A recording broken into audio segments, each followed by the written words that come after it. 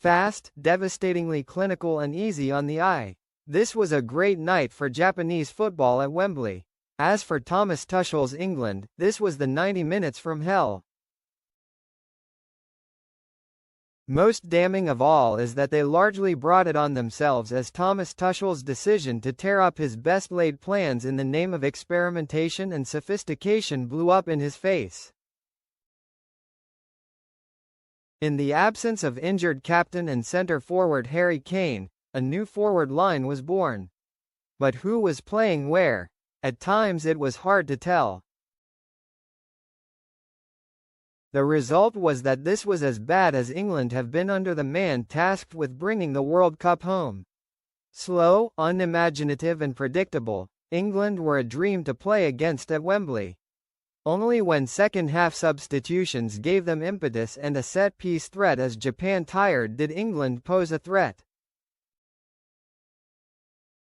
By that time, Japan could have been 3 goals up.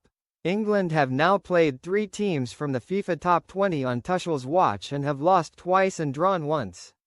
It's a worry. A change that England didn't need. Just as England finalized preparations for America, Tuchel decided to throw a formation change on his team, and it's hard to see why. Tuchel took England through qualifying with a 100% record on the back of a 4-2-3-1 system, and it was alarming to see him ditch it just because Harry Kane wasn't fit. The suggestion was that Phil Foden would play as a false 9, but in reality this was 4-2-4, and for too long it was a bit of a mess and rather reminiscent of the night in late 2024 when stand-in boss Lee Carsley picked Foden, Cole Palmer and Jude Bellingham in the same team and watched grease roll all over them at Wembley. Kane will not play every minute at the World Cup. He simply can't. So Tuchel is going to have to choose a replacement and stick with it. If he really doesn't fancy a classic number 9 such as Ollie Watkins, then surely it has to be a runner such as Anthony Gordon or Marcus Rashford. For too long on Tuesday night, this just didn't work. Rodgers is England's best number 10 on current form, but here he didn't play there.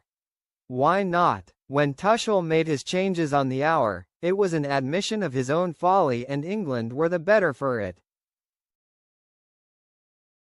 Indeed, this could be the last we see of Foden in an England shirt for quite a while. That feels deeply sad, but at the moment he just isn't worth a place. Loose and careless won't win a World Cup. In some ways, this was a dress rehearsal for how a World Cup in an oppressive American summer will be played. The football will be pedestrian at times. There will be absence of cut and thrust and rhythm.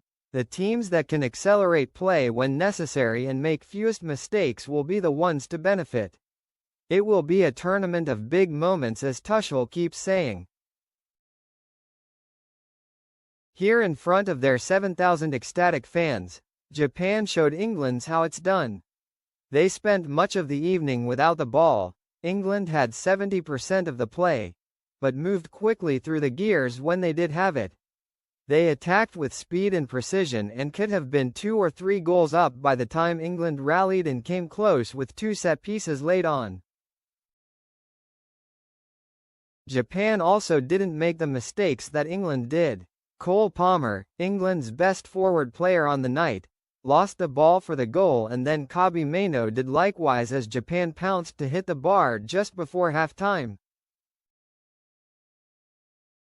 Much of that in the summer, and England will be home in time to watch Wimbledon.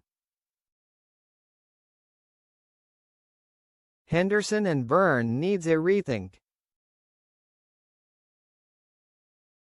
Tuchel has placed faith in these players as much for what they bring the squad off the field as what they can provide during a game. They will in all likelihood go to America, but can we really afford that luxury at a tournament where squad depth will be crucial? Viable alternatives have now appeared, and they both play for Manchester United. Maino did enough over 2 games to show that he is not out of place in the center of an international midfield, while Harry Maguire simply has to go to the tournament.